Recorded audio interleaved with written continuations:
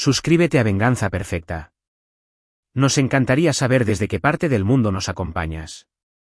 Cuéntanos en los comentarios. Ahora, sumerjámonos en la historia de hoy. La venganza perfecta de un papá. Mi hijo Tomás me detuvo en la puerta del hospital después de que yo había manejado 15 horas seguidas y me dijo las palabras que les costarían todo. Papá, ¿qué haces aquí? Mariana dice que no te quiere cerca. 4 días después, cuando el hospital llamó para preguntar cómo me gustaría pagar la factura del parto de 208,000 pesos, sonreí por primera vez desde que nació mi nieto. Soy Roberto Morales, tengo 58 años, y déjenme retroceder para explicarles cómo llegamos a este momento de karma.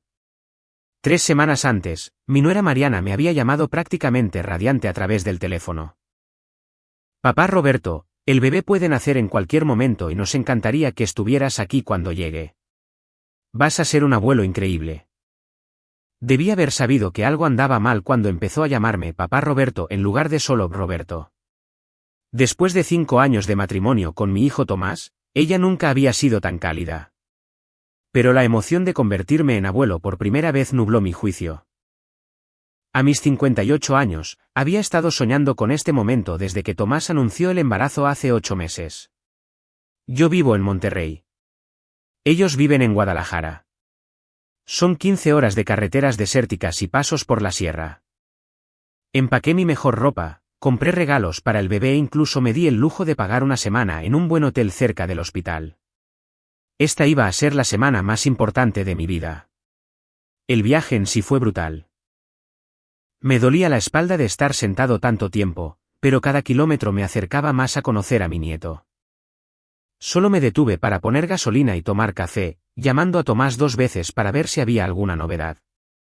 Ambas veces Mariana contestó su teléfono, más dulce que la miel, diciéndome que manejara con cuidado y que no veían la hora de verme.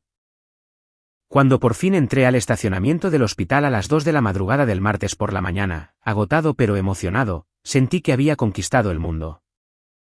La recepcionista del área de maternidad me dijo que Mariana estaba en labor de parto.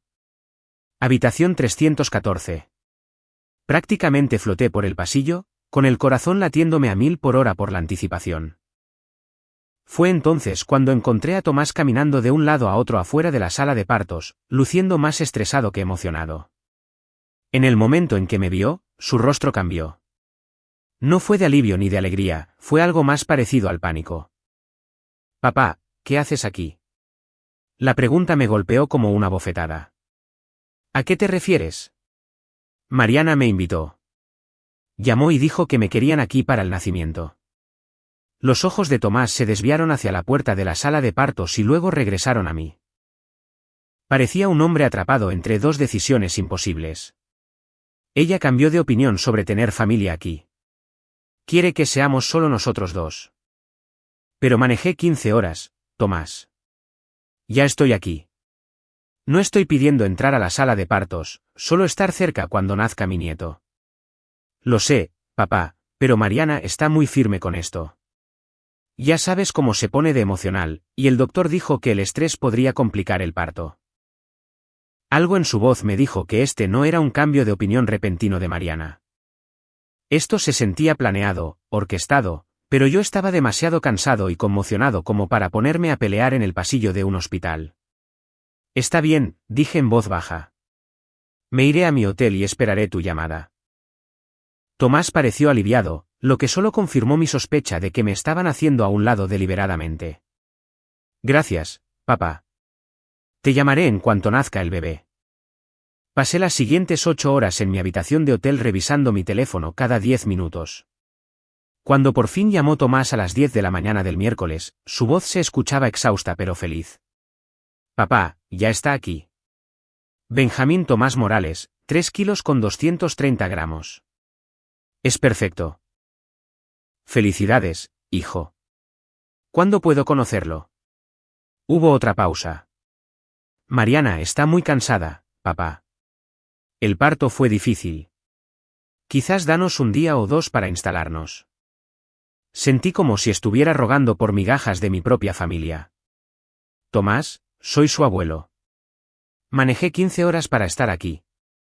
Lo sé, y lo apreciamos mucho. Pero Mariana necesita recuperarse. ¿Entiendes, verdad? No, no entendía. Pero acepté, porque ¿qué otra opción tenía? Pasé otros 2 días en esa habitación de hotel pidiendo servicio al cuarto y viendo programas malísimos de televisión abierta, mientras mi hijo y su esposa se unían a mi nieto en un hospital a 5 kilómetros de distancia. Llegó la mañana del viernes y se fue sin ninguna llamada. Finalmente, manejé al hospital yo mismo, decidido a, por lo menos, ver a mi nieto a través de la ventana de la guardería. Fue entonces cuando descubrí que ya los habían dado de alta. Llamé a Tomás de inmediato. Se llevaron al bebé a casa sin siquiera decirme nada. Papá, Mariana quería llegar a casa a su propio espacio. Ha estado muy ansiosa por los gérmenes y las visitas. Yo no soy una visita, Tomás. Soy tu padre. Soy el abuelo de Benjamín. Ya lo sé. Mira, tal vez el próximo mes cuando las cosas se calmen. ¿El próximo mes? ¿Había manejado 15 horas para ver a mi nieto hasta el próximo mes? Fue entonces cuando tomé la decisión que lo cambiaría todo. Colgué, empaqué mis maletas y manejé de regreso a Monterrey. Si querían excluirme del nacimiento de Benjamín, muy bien. Pero aprenderían que las acciones tienen consecuencias. El domingo por la tarde, sonó mi teléfono. El identificador de llamadas mostraba Hospital General de Guadalajara. Hablo con el señor Roberto Morales. Sí, señorita. Tenemos unos problemas con el papeleo respecto al nacimiento de Benjamín Tomás Morales. El reclamo del seguro fue rechazado y necesitamos discutir los arreglos de pago para la factura del parto. Mi corazón empezó a latir con fuerza, pero no de ansiedad, sino de algo mucho más satisfactorio. Disculpe, pero creo que hay una confusión. Yo no soy responsable de esa cuenta. Nuestros registros lo muestran a usted como el aval financiero para el parto de la señora Mariana Morales. Y fue entonces cuando me di cuenta de exactamente lo que había hecho mi querida nuera mientras yo manejaba cruzando 2 estados para estar presente en el nacimiento de mi nieto. Señor, según nuestros registros, usted firmó los formularios de responsabilidad financiera para el parto de la señora Mariana Morales. Me senté pesadamente en la silla de mi cocina, con la mente a 1000 por hora. ¿Cuándo exactamente se firmó este formulario? Déjeme revisar. Aquí dice que los formularios fueron enviados electrónicamente el 15 de noviembre a las 11:47 de la noche. El 15 de noviembre. La noche que yo estaba manejando por el medio de la nada en Zacatecas, probablemente cerca de la hora en que me detuve por gasolina cerca de la capital zacatecana. Había estado en la carretera por 8 horas, exhausto y concentrado en llegar a Guadalajara a salvo. ¿Y cómo exactamente se enviaron estos formularios? Electrónicamente a través de nuestro portal para pacientes. La firma parece ser la suya, señor Morales. Las piezas estaban encajando con una claridad repugnante. Mientras yo me aferraba al volante atravesando una tormenta de aguanieve en la carretera 54, desesperado por llegar a Guadalajara antes de que naciera mi nieto, Mariana estaba falsificando mi firma en documentos financieros. Necesito ver esos formularios. ¿Me los puede mandar por correo electrónico? Por supuesto. ¿A qué correo se los envío? 20 minutos después, estaba mirando fijamente unos documentos que hicieron que me hirviera la sangre. Mariana no solo había falsificado mi firma, sino que de alguna manera había obtenido mi número de seguro social, mi dirección y mi información financiera. Los formularios decían claramente que, como abuelo paterno, yo solicitaba pagar todos los gastos como un regalo para la nueva familia. Pero la parte más indignante era el momento en que lo hizo. Estos formularios fueron enviados mientras Mariana me hablaba con dulzura por teléfono sobre lo feliz que estaba de que estuviera ahí para el nacimiento, sabiendo perfectamente que planeaba ensartarme la cuenta mientras me excluía de poder ver a mi nieto. Llamé de nuevo al hospital. Habla Roberto Morales. Acabo de revisar los formularios de responsabilidad financiera y necesito reportar un fraude. Un fraude, señor. Primero, yo nunca firmé estos documentos. Segundo, fueron enviados sin mi conocimiento ni consentimiento mientras yo manejaba hacia Guadalajara por invitación de mi nuera. Tengo registros del GPS y recibos de gasolina que prueban que yo estaba en Zacatecas cuando estos formularios supuestamente se firmaron en Jalisco. El tono de la representante de cobranza cambió de inmediato. Señor, si está alegando fraude, necesito transferirlo a nuestro departamento legal. Perfecto. Mientras esperaba en la línea, saqué mi teléfono y empecé a documentar todo. Capturas de pantalla de los mensajes de texto de Mariana invitándome a Guadalajara, el registro de llamadas mostrando cuándo me contactó, e incluso fotos que había tomado durante mi viaje con la fecha y hora, probando dónde estaba yo cuando los formularios supuestamente se firmaron. Señor Morales, habla el departamento legal. Tengo entendido que usted está disputando unos formularios de responsabilidad financiera. No los estoy disputando. Estoy reportando robo de identidad y fraude. Tengo pruebas de que estos documentos fueron falsificados. Durante la siguiente hora, le proporcioné al departamento legal cada detalle del engaño de Mariana. Estaban particularmente interesados en el hecho de que Mariana me había invitado a Guadalajara mientras al mismo tiempo cometía un fraude a mi nombre. Señor Morales, este es de hecho un asunto muy serio. Presentaremos una denuncia ante la policía y le pasaremos esto a nuestro equipo de investigación de fraudes. Mientras tanto, todos los cargos a su nombre quedan suspendidos en lo que dura la investigación. Después de colgar, me quedé sentado en mi cocina mirando mi teléfono. Mariana había jugado sus cartas a la perfección.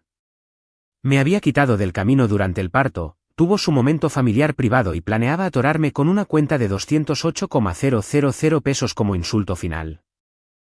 Lo que ella no sabía era que yo había pasado 35 años como administrador de facturación médica antes de jubilarme.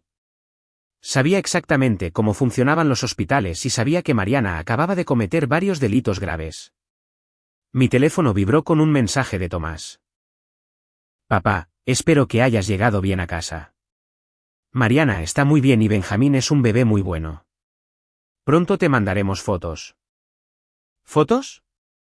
Después de excluirme de su nacimiento y falsificar documentos financieros a mi nombre, pensaban que unas fotos arreglarían las cosas.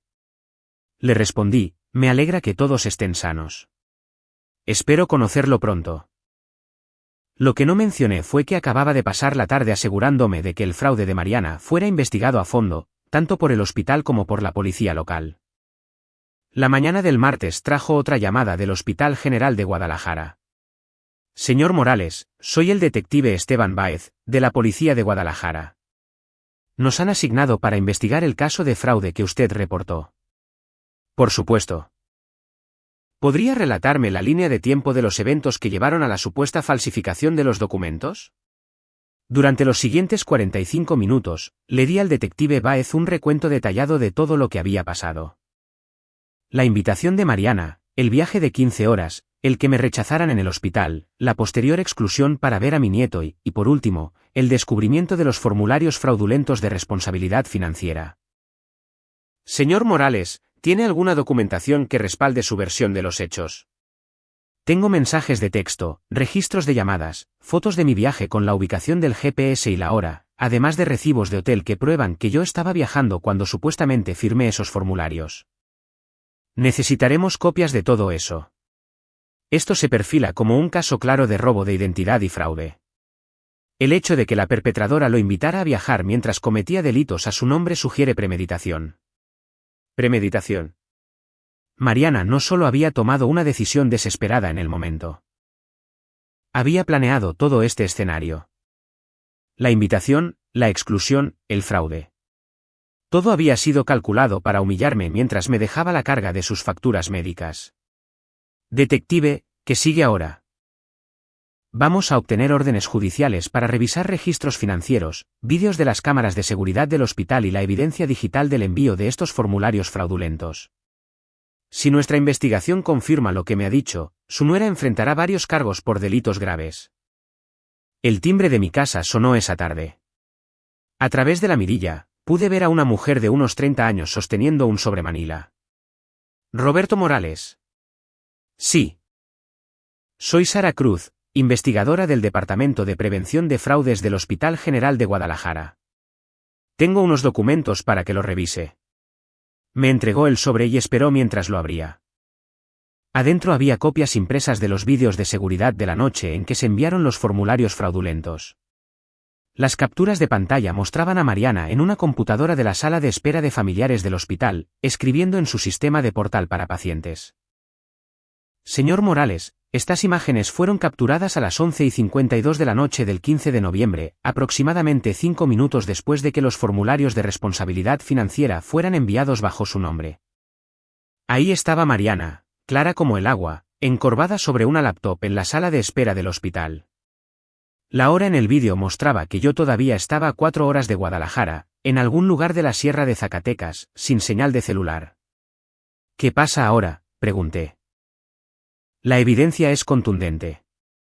El fraude hospitalario es un delito federal cuando involucra robo de identidad cruzando fronteras estatales. Su nuera se enfrenta a un tiempo significativo en prisión y sanciones financieras. Mientras Sara Cruz se alejaba en su auto, me senté en el porche de mi casa viendo el atardecer en Monterrey y pensando en lo drásticamente que todo había cambiado. Hace una semana, yo era un abuelo manejando por todo el país para darle la bienvenida a mi primer nieto. Ahora, era víctima de robo de identidad y mi nuera enfrentaba cargos federales. Mi teléfono sonó. El nombre de Tomás apareció en la pantalla. Papá, ¿qué diablos hiciste? La voz de Tomás temblaba de ira, pero en el fondo escuché algo más, miedo. Hola a ti también, Tomás. Estoy muy bien, gracias por preguntar. No juegues conmigo. La policía llegó a nuestra casa esta mañana con una orden judicial. Arrestaron a Mariana por fraude. Dijeron que tú presentaste los cargos. Me acomodé en mi silla del porche, viendo a un correcaminos cruzar rápidamente por mi jardín. Yo no presenté cargos, Tomás. Simplemente reporté un robo de identidad cuando el hospital me llamó para preguntar cómo quería pagar la factura del parto de Mariana. Hubo silencio del otro lado. Luego, en voz baja, ¿cuál factura del parto? La factura de 208,000 pesos por el nacimiento de Benjamín que tu esposa me quiso enjaretar mientras ustedes dos jugaban a la familia feliz sin mí. Eso es imposible. Nuestro seguro cubrió todo. Pobre Tomás, seguía siendo tan ingenuo sobre la mujer con la que se había casado. El seguro fue rechazado, hijo. Por eso me llamó el hospital. Al parecer, Mariana me hizo responsable financiero de su parto mientras yo manejaba por Zacatecas para ver a mi nieto, a quien luego no se me permitió conocer. Otro largo silencio. Prácticamente podía escuchar cómo las piezas encajaban en su mente. Papá, tiene que haber alguna explicación. Mariana no haría algo así. Ah, no. La misma mujer que me invitó a manejar 15 horas para el parto y luego te hizo rechazarme en la puerta del hospital. ¿La misma mujer que ha evadido cada una de mis llamadas durante la última semana? Se ha estado recuperando del parto. Tomás, ella falsificó mi firma en documentos legales. Hay vídeos de seguridad donde sale haciéndolo. Esto no es un malentendido. Escuché la voz de Mariana en el fondo, chillona y asustada. Tomás tapó el teléfono, pero pude distinguir fragmentos de su conversación. Mariana afirmaba que todo era un error, que ella solo había puesto mi nombre como contacto de emergencia, que nunca tuvo la intención de que yo fuera responsable de las cuentas. Papá, regresó Tomás a la línea. Mariana dice que esto es un malentendido. Ella te puso como contacto de emergencia, no como aval financiero. Tomás, ya vi los documentos. Fui administrador de facturación médica durante 35 años. Conozco la diferencia entre un formulario de contacto de emergencia y un acuerdo de responsabilidad financiera. Tu esposa cometió un fraude. Dios mío, se le quebró la voz. Papá, ¿qué pasa ahora? Eso depende de Mariana. El detective me dijo que si hace una restitución completa y admite su responsabilidad, podrían considerar reducir los cargos. Pero Tomás, no solo me robó. Me humilló. Me hizo manejar cruzando 2 estados para ser rechazado en el nacimiento de mi propio nieto y, encima, intentó ensartarme la factura por el privilegio. Podía escuchar a Benjamín llorando en el fondo y se me encogió el corazón. Esta debió haber sido una época tan feliz. Mi primer nieto, sano y perfecto, y en lugar de eso estaba discutiendo cargos por delitos graves con su padre. ¿Qué quieres que haga?, preguntó Tomás finalmente. Quiero que seas honesto conmigo sobre lo que realmente pasó. Mariana planeó excluirme del parto desde el principio. Otra pausa. Luego, tan bajito que casi no lo escuché, sí. La confirmación me golpeó más fuerte de lo que esperaba, a pesar de que en el fondo sabía que era verdad. ¿Por qué? Dijo que tenerte ahí sería estresante, que quería que el parto fuera solo para nuestra familia inmediata. Yo soy familia inmediata, Tomás. Soy tu padre. Soy el abuelo de Benjamín. Lo sé. Debí haberla enfrentado. Debí haberte dicho lo que estaba planeando en lugar de dejarte manejar todo ese camino.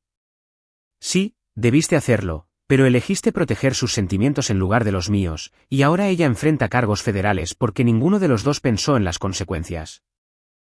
La investigación que siguió reveló algo mucho peor de lo que había imaginado. La agente federal Sara Cruz me llamó 2 semanas después con noticias que me helaron la sangre. Señor Morales, descubrimos que Mariana Morales no es quien dice ser. Su verdadero nombre es Sandra Mendoza, y tiene antecedentes penales en 3 estados por robo de identidad y fraude. ¿A qué se refiere? Ha estado viviendo bajo múltiples identidades falsas durante los últimos 8 años. Está casada con otro hombre, Javier Aguilar, que también es un criminal de carrera. Han estado operando esquemas de infiltración familiar en los estados de Occidente. ¿Esquemas de infiltración familiar? Mi nuera no era solo una madre primeriza desesperada que había tomado malas decisiones. Era una criminal profesional que había puesto a mi familia en la mira como parte de una operación más grande. Agente Cruz, ¿qué significa esto para mi hijo y mi nieto?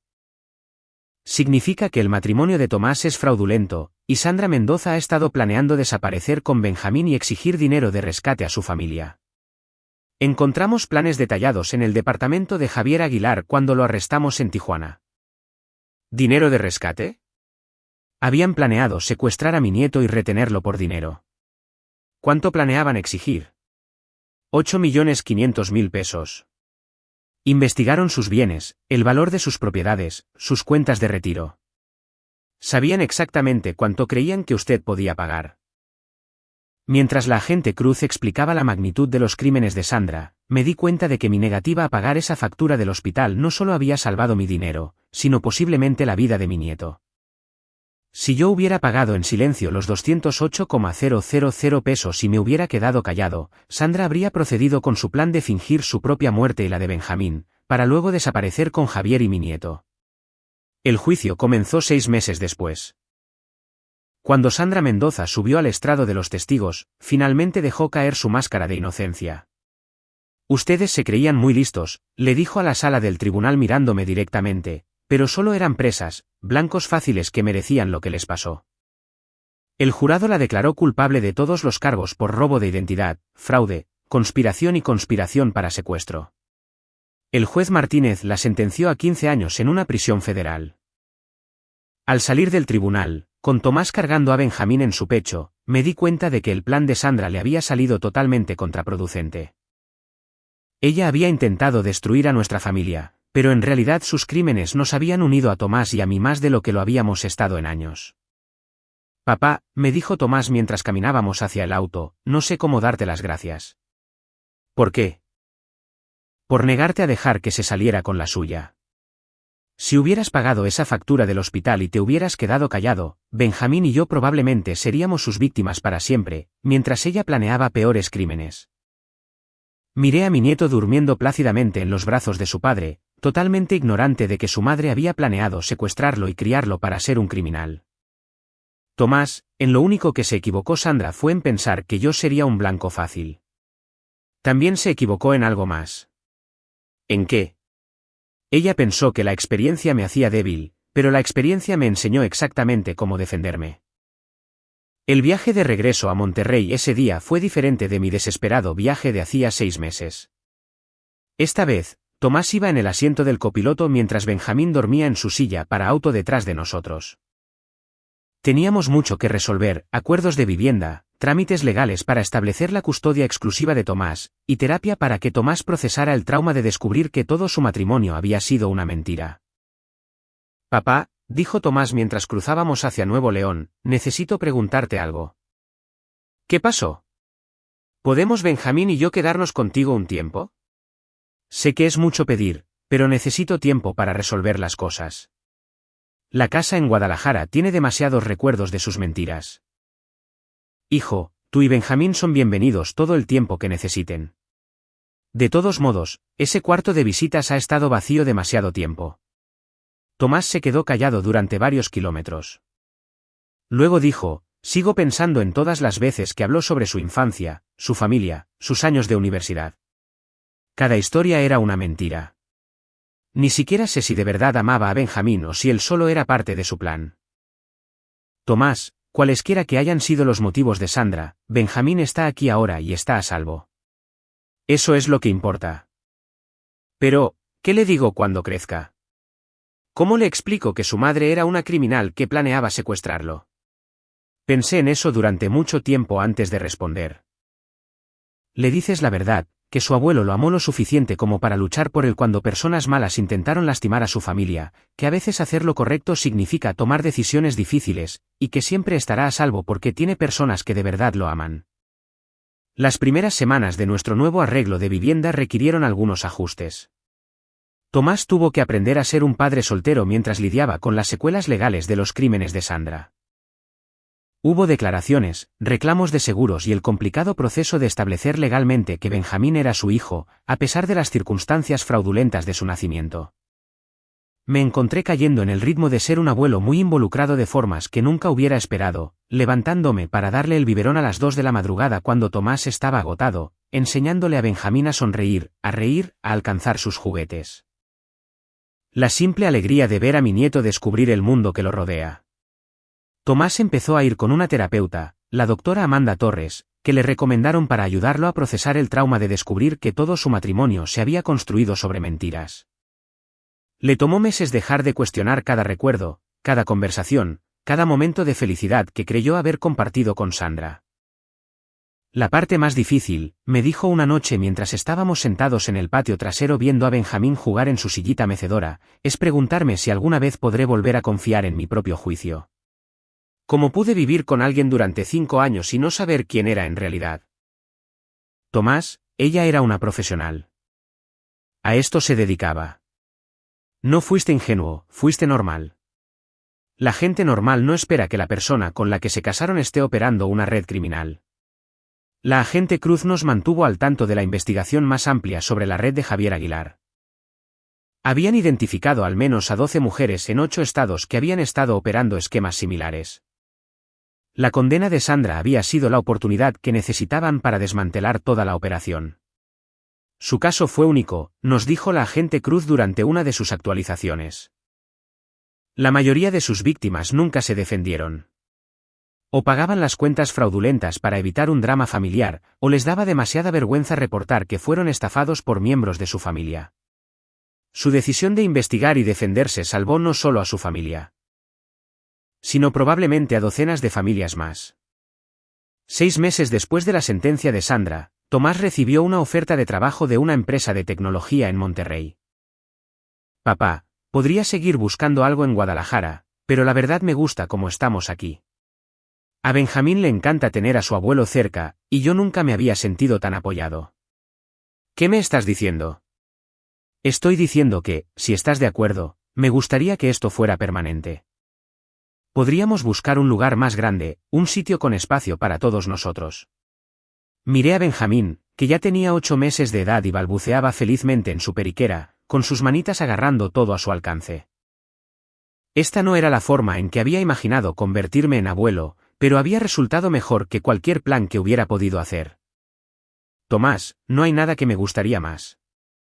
Encontramos una casa con un patio grande y una oficina donde yo podía trabajar de medio tiempo dando consultorías sobre casos de fraude en facturación médica. Al parecer, mi experiencia con el plan de Sandra me había dado cierta experiencia que los hospitales valoraban. Tomás preparó una oficina en casa donde podía hacer home office, trabajar a distancia, cuando Benjamín tomaba sus siestas. Un año después de la condena de Sandra, Benjamín dio sus primeros pasos cruzando la sala desde los brazos extendidos de Tomás hacia los míos. Cuando atrapé a mi nieto y lo levanté, ambos riéndonos, me di cuenta de que Sandra Mendoza me había dado algo que nunca tuvo la intención de darme. Me había dado la oportunidad de ser el tipo de abuelo que siempre había querido ser.